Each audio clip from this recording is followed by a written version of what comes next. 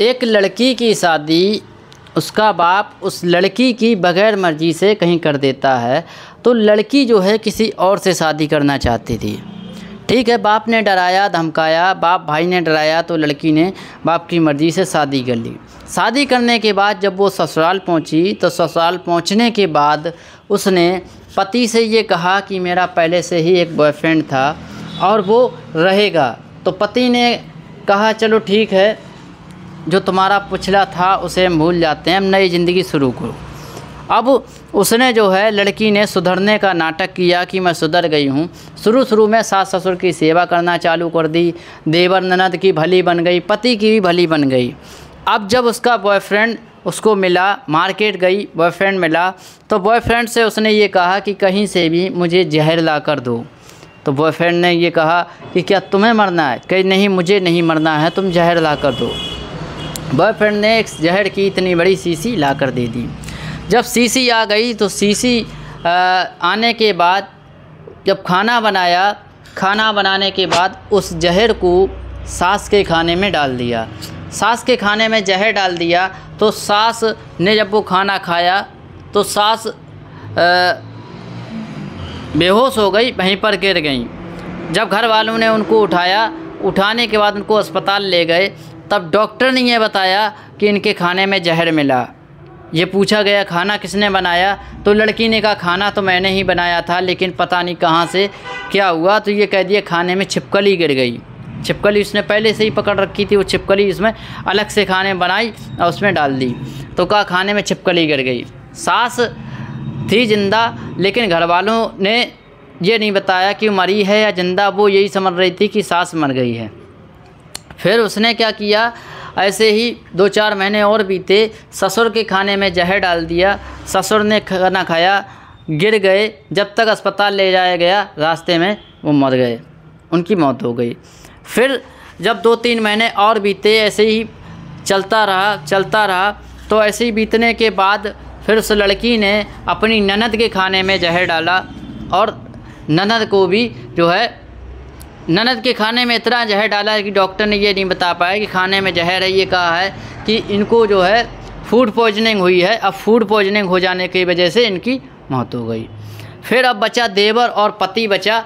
तो देवर के लिए खाना बनाया, उसमें जहर डाला, लेकिन देवर को थोड़ा शक हो गया था कि जब खाने के बाद ही हर किसी को क्यों कुछ होता है, बाहर क्यों नहीं होता है, घर में बाकी जब कोई खाना नहीं खाता तो क्यों नहीं होता है। खाना जब बनाया तो देवर ने तो वो खाना नहीं खाया, वो खाना खा लिया पति ने। अब जब पति ने खाना खा लिया, देवर जो था मतलब लड़की का देवर, वो ये सोच रहा था खाना मैंने नहीं खाया, खाना बेकार हो जाएगा तो ये फेंक दिया जाएगा। लेकिन उसने अपने भाई को ये नहीं बताया कि इस खाने में जहर हो सकता है। उसका भाई आया, उसने खाना खाया और उसको भी जब तक अस्पताल ले जाया गया तब तक वो पहले से ही मर चुका था। उसने खाना खाया और खाना खाने के बाद वो मर चुका था। अब देवर बचा और सास बची। सास अस्पताल में भर्ती थी, उनकी देखभाल रिश्तेदार कर रहे थे, और देवर बचा। तो उसको ये नहीं पता था कि सास जिंदा है। तब तक इधर जो है अस्पताल में सास को होश आ चुका था, सास जो है ठीक हो चुकी थी, और सास ने ये पुलिस को बुलाया, पुलिस बुलाई सास ने और कहा मैंने जब खाना खाया था तभी मैं बेहोश हुई, उससे पहले मैं नहीं हुई। तो ये पुलिस ने ये कहा कि खाने में छिपकली गिर गई थी। तो सास ने बताया कि छिपकली नहीं गिरी थी, जब खाना खा के छिपकली होती तो वो दिखाई देती, छिपकली वगैरह नहीं थी, उसमें जहर डाला गया था। फिर जो है जब पुलिस उन सास की बातों पर विश्वास कर लेती है तो पुलिस अच्छा ये कहती है कि मेरे पास कोई सबूत नहीं, इसका सबूत कैसे लाया जाए।